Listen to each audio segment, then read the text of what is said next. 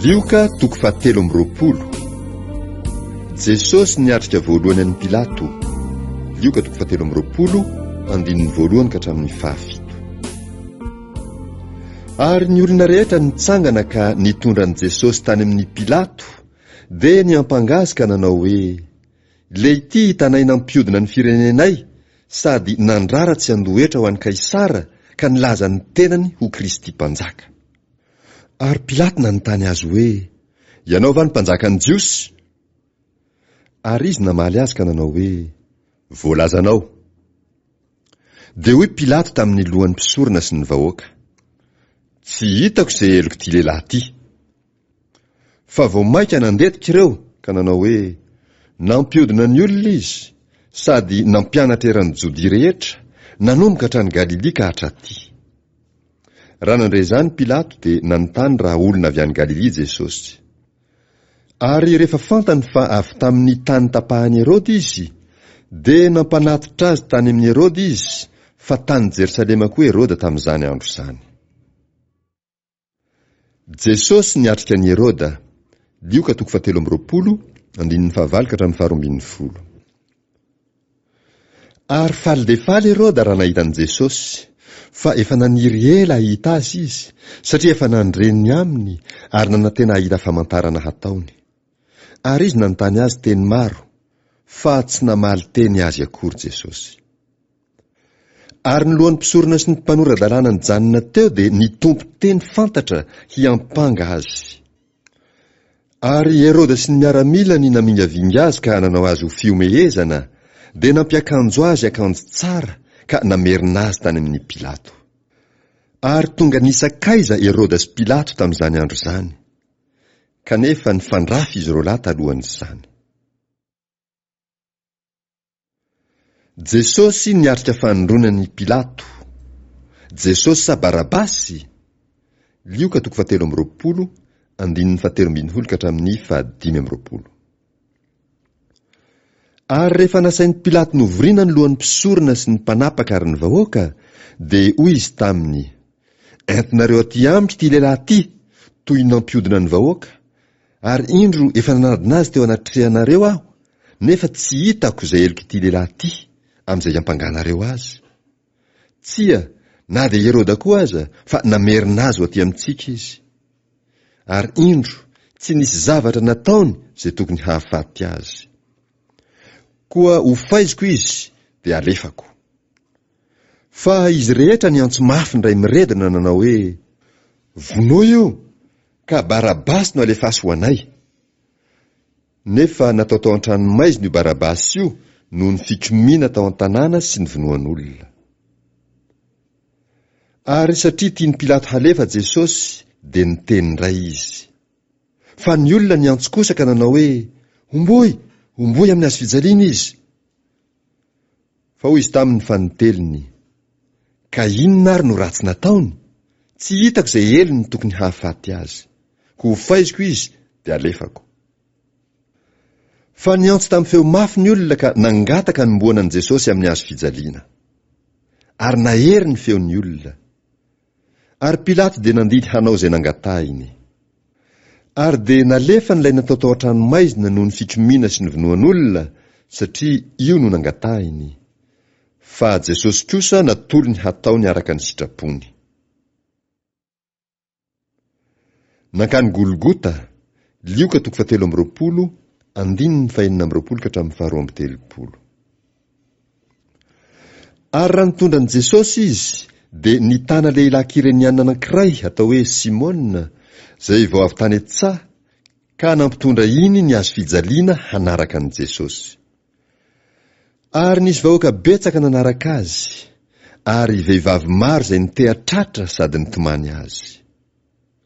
Fa Jesosy nitodika azy ka nanao hoe, "Ry zanakavavy ny Jerosalema, aza mitomany ahy, fa mitomany ny tenanareo sy ny zanakareo. Fa indro, ho avy ny andro izay hilazany hoe, sambatra ny momba sy ny kibo izay tsy niteraka, ary ny nono izay tsy ninonon-jaza. Dia ilaza amin'ny tendrombohitra hoe izy, mianjera aminay, ary amin'ny avoana hoe, sarony zahay. Hosea 10:15. Fa raha ataony amin'ny hazo maitso zany, hatao ahoana amin'ny maina? Ary nisy olon-dratsy roa lahy nentina hiaraka hovonoina aminy koa. Jesosy no ombona teo amin'ny hazo fijaliana. Lioka 7:20, 7:17 ka hatramin'ny 7:20.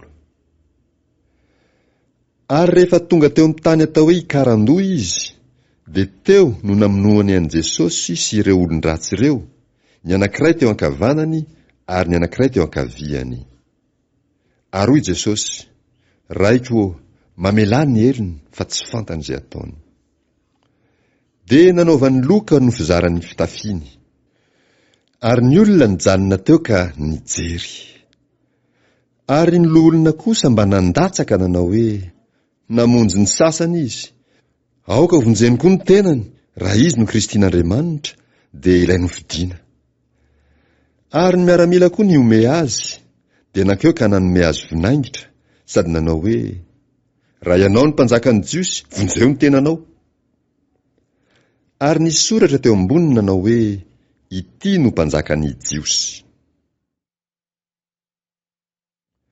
Fiovampon'ny jiolahy iray.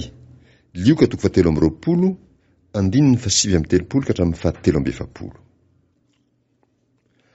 Ary ny anankiray tamin'ireo olon-dratsy nantona teo ireo, dia niteny ratsy azy ka nanao hoe, tsy ianao va ny Kristy? Vonjeo ny tenanao sy zahay. Fa namaly kosa ilay anankiray, sady nananatra ny namany ka nanao hoe, moa ianao koa tsy mba matahotra an'Andriamanitra, na dia izao samy voelika izao aza. Ary marina ny anamelohany atsika, satria mandray ny valiny ataontsika isika, fa ity lehilahy ity kosa tsy mbola nanao zavatra tsy mety na dia kely akory aza. Ary hoy izy, Jesosy ô, tsarovy aho rehefa avy amin'ny fanjakanao ianao. Dia hoy Jesosy taminy, lazaiko aminao marina tokoa, anio no iaonanao amiko any paradisa. Jesosy maty teo amin'ny hazo fijaliana. Lioka 7:20, 4:7 ka hatramin'ny 7:20. Ary rehefa tokony ho tamin'ny ora 9, dia maizina ny tany rehetra ka naharitra hatramin'ny ora 7 zany, satria niamaizina ny masoandro, ary tritra ny sasaka ny efitra lamba teo amin'ny tempoly. Ary niantso tamin'ny feo mahery Jesosy ka nanao hoe, raiko ô, eo an-tananao no atolotry ny fanahiko. Salamo 1:3.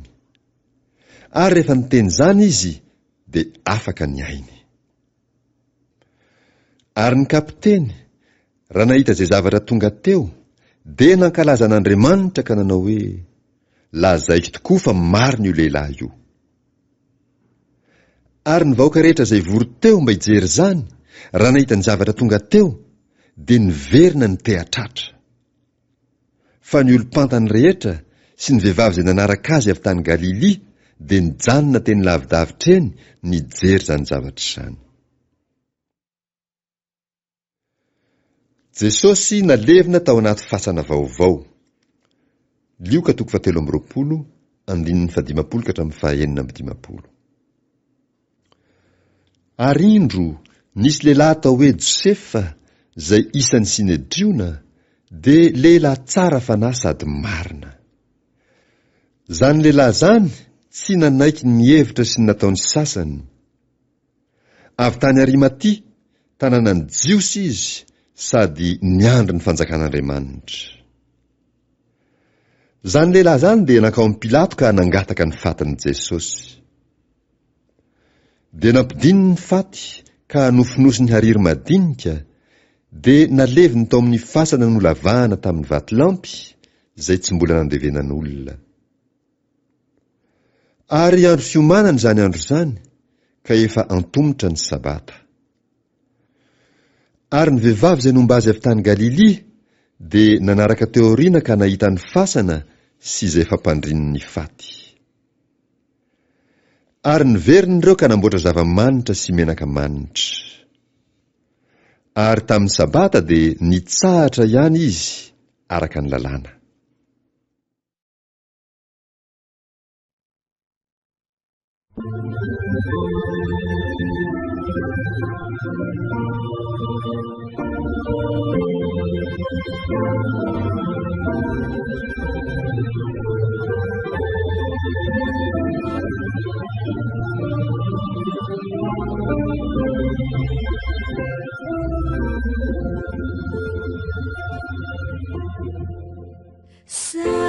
Sakai sama hatuki sarubi dijinja iyanau hanina jesi ilai favaluna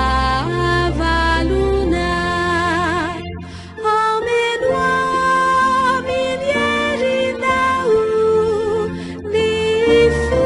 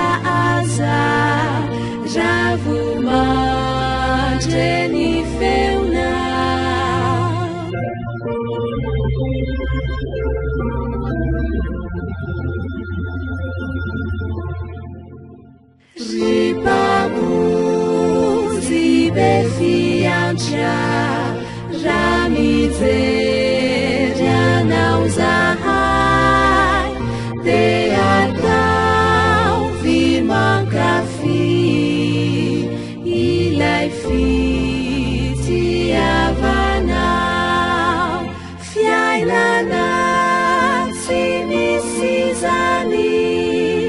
tefa fatesanga Cheyanau sarasuri dijae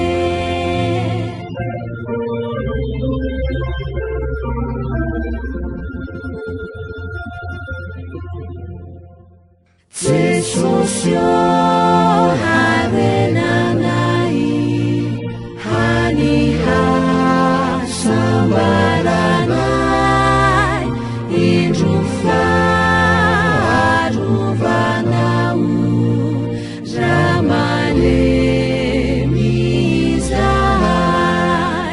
Siua fakilai ratsi ni fiada ni funai siasa rakana isi hamni fitya